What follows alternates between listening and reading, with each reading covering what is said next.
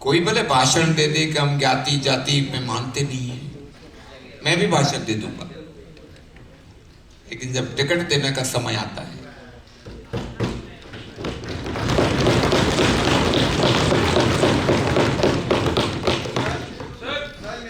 एक मिनट, ये चल रहा है, ये चल रहा है आपके लिए समझ, युवा का चल रहा है भैया, चल रहा है, चल रहा है।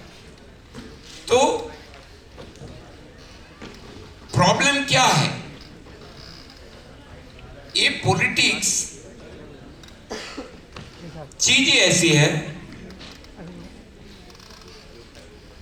इसमें किसी पार्टी का दोष नहीं है, चाहे कोई भी पार्टी हो।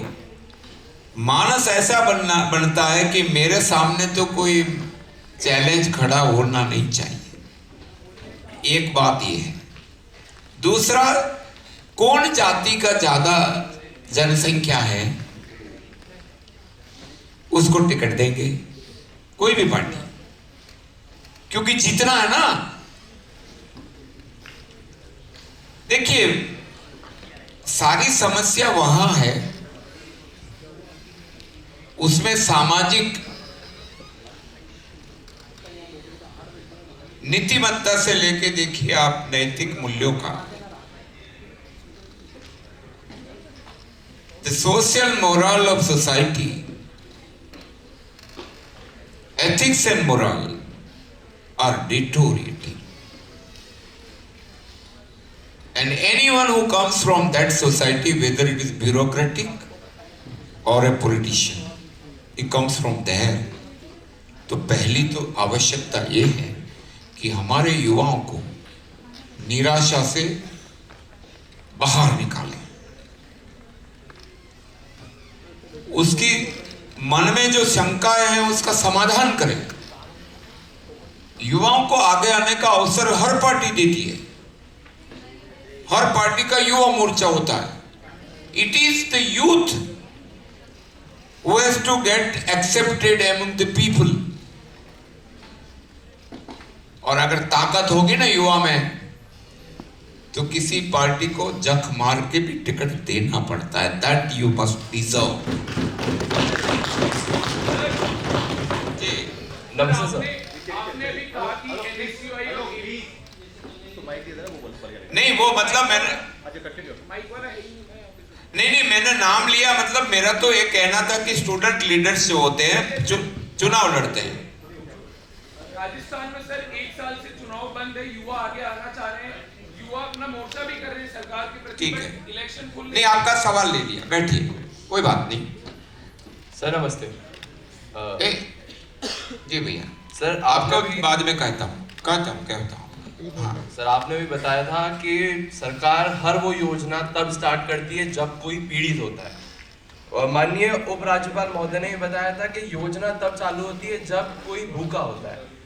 और एक तरफ उपराज्यपाल महोदय बोलते हैं कि उन जैसे एक सशक्त इंसान को राशन कार्ड की जरूरत पड़ी और अपना इलाज कराने में, और जो जनधन योजना है, जनधन योजना की भी उनको जरूरत पड़ी। तो सर ये पैसा जो आयुष्मान योजना की उनको जरूरत पड़ी, तो सर वो शायद भूल गए होंगे, तो मैं बता देता हूँ सर, ये जो पैसा है ये उस मिडिल क्लास इंसान का है जो मेहनत करके टैक्स पे के देता है, और ये चीज एक हर कोई यूज नहीं कर सकता है सर। बैठिए। एक बात है, आपने जो कहा सवाल अच्छा है, और आपके मन में जो प्रश्न है वो भी ठीक है। देखिए, मैंने जो कहा था ना, योजना वोट के लिए नहीं निकलनी चाहिए, मैं कहता हूं, ये मेरा निजी मंतव्य है। योजना लोगों के दुख दर्द कैसे मिटे वो दर्द से निकलनी चाहिए।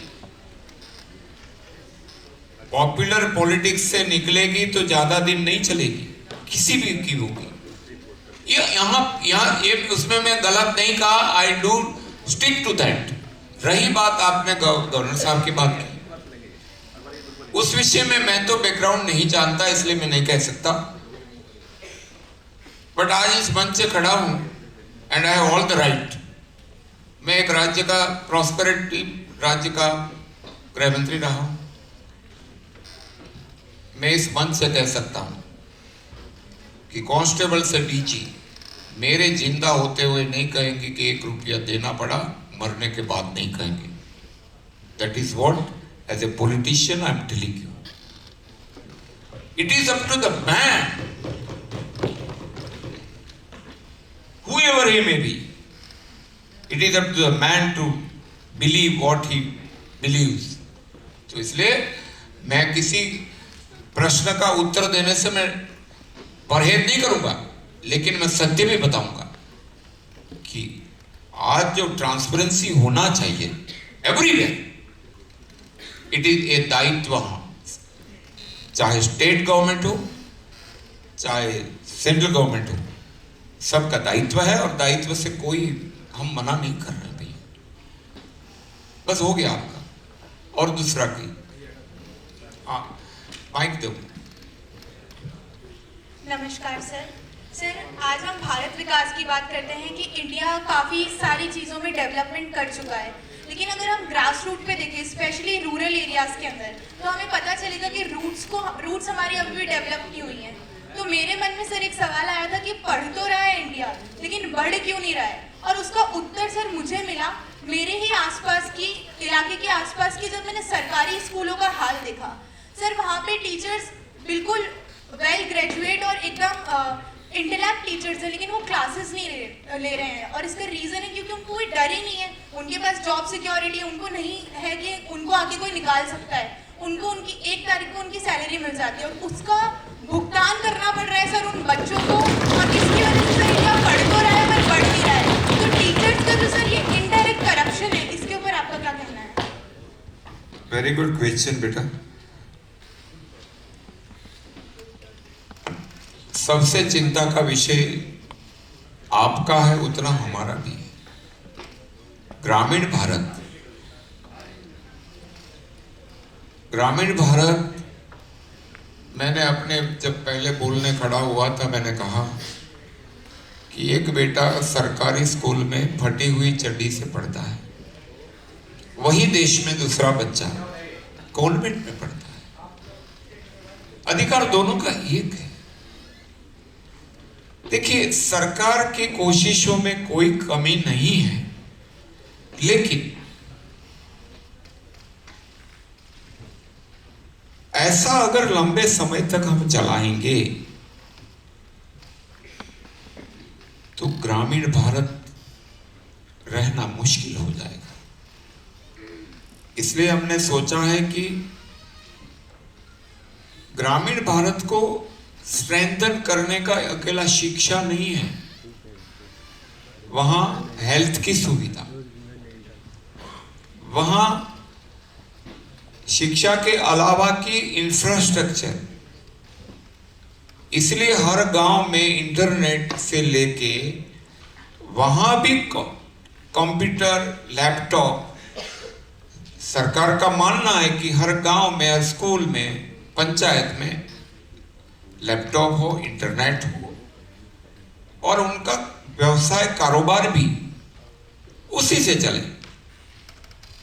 मैं भी ग्रामीण क्षेत्र से आता हूं। मेरे गांव में तो क्लास प्राइमरी 6 तक ही था, लेकिन मैंने कभी कॉन्वेंट वाले से चैलेंज उठाने का मना नहीं किया।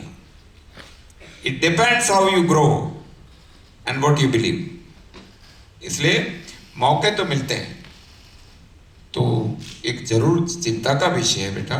एंड सरकार कर रही है, इंटरनेट दे रही है, शिक्षा का काम कर रही है, लेकिन प्रॉब्लम क्या है मालूम? वो टीचर्स जो गांव में होते हैं ना, या तो उनके हस्बैंड शहर में रहते होते हैं, या हस्बैंड शहर में है तो उनकी पत्नी गांव में रहती है।